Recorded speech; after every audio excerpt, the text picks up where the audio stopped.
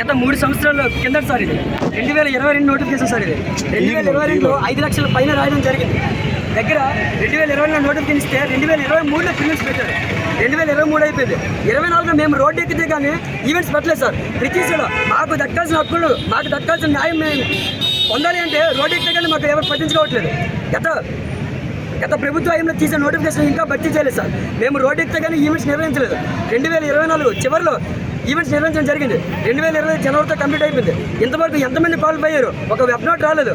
ఎంత కేటగిరీ ఎంతమంది క్వాలిఫై అయ్యారు? ఓసీ నుంచి అంతా, బీసీ నుంచి అంతా ఎటువంటి ఒక వెబ్ నోట్ రాలేదు సార్. ఇంతవరకు కూడా మెయిన్స్ ఎగ్జామ్ డేట్ ఎప్పుడు ప్రకటించలేదు.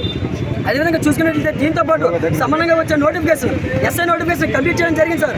వాళ్ళు ట్రైనింగ్ కంప్లీట్ చేసుకొని విజయవంతంగా వెళ్ళడం జరిగింది. కానీ దాంతోపాటు వచ్చిన కానిస్టేబుల్ నోటిఫికేషన్ మాత్రం ఇంతవరకు కంప్లీట్ చేయకుండా ఇలా కాలయాపన చేస్తూనే ఉన్నారు. 1 కాదు 2 కాదు 3 సంవత్సరాల నుంచి ఇదే జరుగుతుంది సార్. నోటిఫికేషన్ ఇవ్వడం ప్రభుత్వం బాధ్యత, కానీ దాన్ని ఎందుకు కంప్లీట్ చేయట్లేదు అర్థం కావట్లేదు.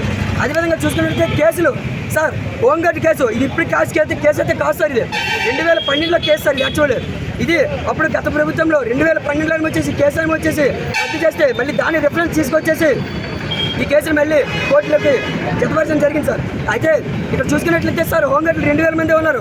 వాళ్ళకి గత ప్రభుత్వం వచ్చేసి 40% రిజర్వేషన్ ప్రకటించడం జరిగింది. 40%. ఒక 2000 క్యాండిడేట్స్కి 40% రిజర్వేషన్ కల్పించేసి ఎంతమంది జనరల్ అభ్యర్థులు ఉన్నారు, ఓసీ క్యాండిడేట్స్ ఉన్నారు. వీళ్ళకన్నా వచ్చేసి ఎటువంటి రిజర్వేషన్ లేక సంవత్సరానికి కొన్ని లక్షల మంది రావడం జరుగుతుంది.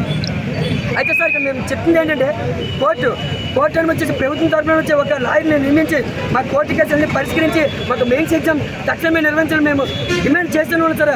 ఎవరు కూడా పట్టించుకోవట్లేదు సార్. మొన్న ఎస్ఐపిఓకి హోంమంత్రి గారు అన్ని దగ్గర రావడం జరిగింది. ఆ రోజు మేము చెప్పడం జరిగింది, మేడం 3 సంవత్సరాల నుంచి మేము ఉంటున్నాం, రూమ్ రెంట్ కట్టలేక, స్టడీ రూమ్ ఫీజులు కట్టలేక నాన్న తంటాలు పడి ఇక్కడ చదువుతున్నాం మేడం.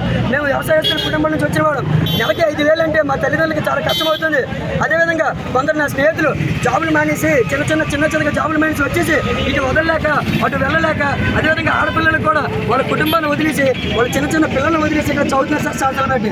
అదేవిధంగా చూసుకున్నట్లయితే సార్ మేము హోంగార్డ్ కేసులను వచ్చేసి